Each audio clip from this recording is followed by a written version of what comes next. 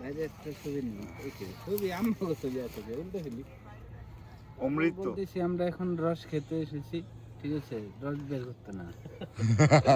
এখন ভোর 4টা, যখন পুরো শহর ঘুমে আমরা তখন একটা অন্যরকম স্বাদের খোঁজে বেরিয়েছি।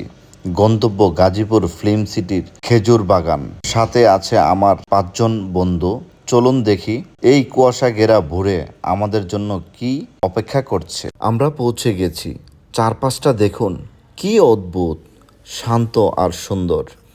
এই কনকনে শীতে আগুনের তাপ নেয়া আর গাছ থেকে টাটকা রস নামানোর দৃশ্যটা না দেখলে মিস করবেন। ফিল্ম সিটি এই নির্জনতা শীতের সকালটা একদম জমে গেল। এইখানে রস পাওয়াটা কিন্তু ভাগ্যের ব্যাপার। প্রথম আমাদের টোকেন সংগ্রহ করতে হলো, তারপর লম্বা লাইনে দাঁড়িয়ে অপেক্ষা। প্রতি লিটার 130 টাকা। কিন্তু এই পরিবেশে আর টাটকা রসের জন্য একটু কষ্ট করাই যায়। দেখুন সবাই কেমন খুমরি খেয়ে দাঁড়িয়ে আছে এক গ্লাস রসের জন্য।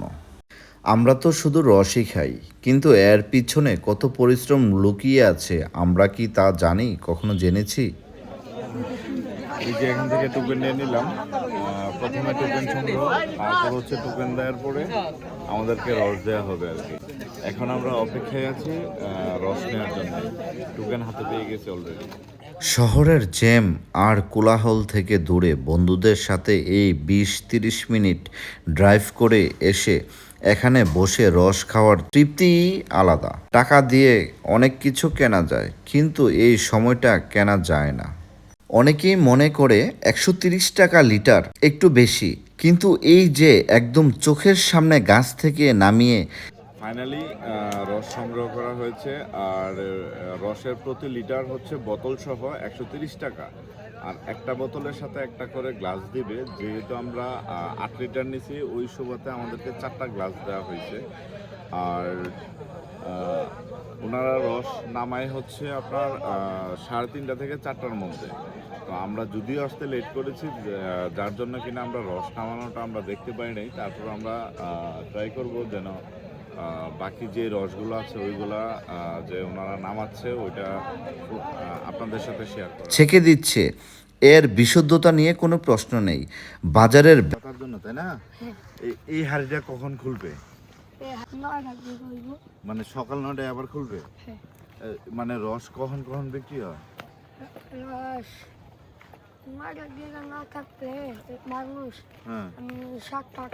ও পরে যদি মানুষ না থাকে তাহলে ওই রস ভেজাল রসের চেয়ে এই অভিজ্ঞতাটা অনেক বেশি দামি।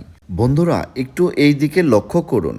আমরা যখন নিচ থেকে শুরু করে স্বাদটা নিচ্ছি, তখন এই ছোট ছোট যোদ্ধারা আমাদের জন্য সেই স্বাদ সংগ্রহ করছে। দেখুন কত স্বাভাবিকভাবে ও গাছে উঠে বোতলটা বাজছে। আমাদের কাছে যেটা অ্যাডভান্টেজ, ওর কাছে বলতেছি আমরা এখন রস খেতে এসেছি, ঠিক আছে, রস বের করতে না। মিষ্টি আছে। হ্যাঁ মিষ্টি আছে, তার মানে এখন ঠিক আছে তাই তো? এটা এটা সংগ্রহ করা যাবে।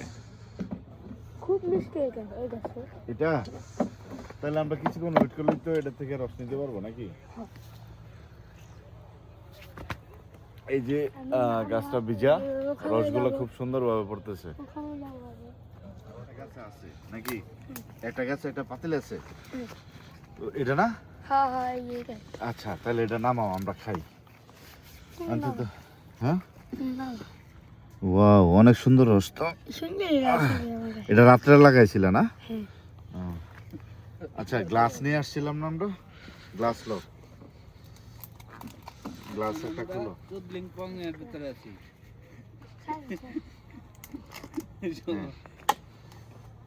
এই এই কথাটা কি ওই যে হাদির ভাই বাইর করছিল তুদলিং পং? কে বাইর করলো কথাটা হঠাৎ করে? বিসমিল্লাহ তুমি মারো।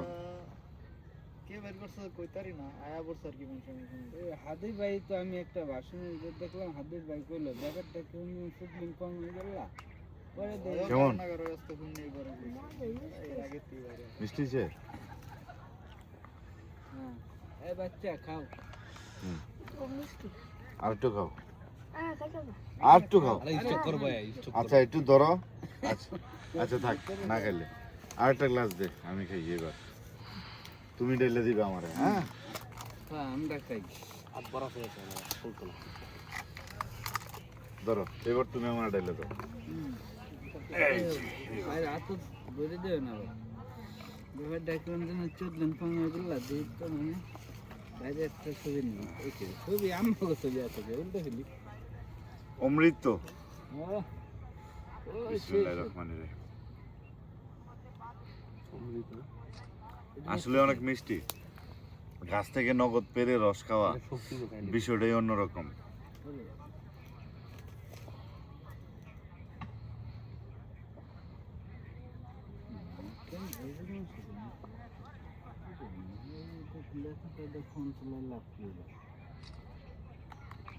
মজা আছে।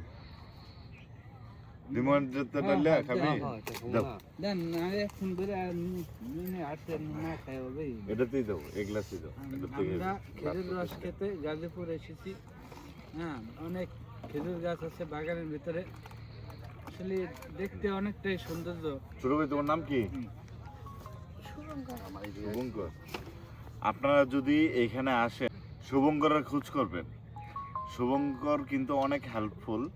এই যে যেমন আমাদেরকে মানে টাটকা রস, এটা হচ্ছে মানে চিকনের টাটকা রস আমরা বের করে নগদে খাওয়া, এই বিষয়টা কিন্তু অন্য কেউ করবে না। যদি আপনারা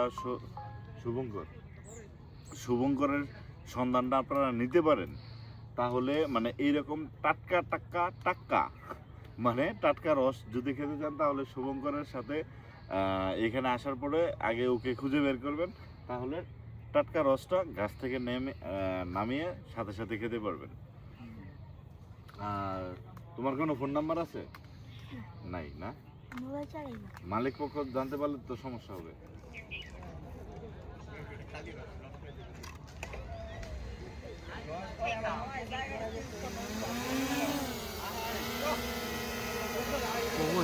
সেটা হয়তো প্রতিদিনের জীবন।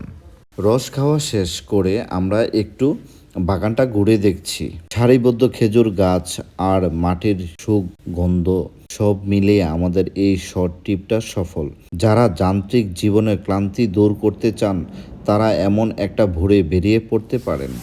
আপনারা এতক্ষণ যা দেখেছিলেন তা ছিল মাটির গল্প, কিন্তু এবার আমি আপনাদের নিয়ে যাব মেঘের কাছাকাছি। এই যে নিচ থেকে খেজুর গাছগুলোকে দেখছেন, উপর থেকে এগুলোকে মনে হচ্ছে যেন মাটির বুক চিরে জেগে ওঠা কোনো সবুজ ক্যাপেট। কুয়াশার ঘন এতই বেশি যে ড্রোনের সেন্সর মাঝে মাঝে বিভ্রান্ত হয়ে যাচ্ছে, কিন্তু এই চ্যালেঞ্জটাই তো আসল মজা।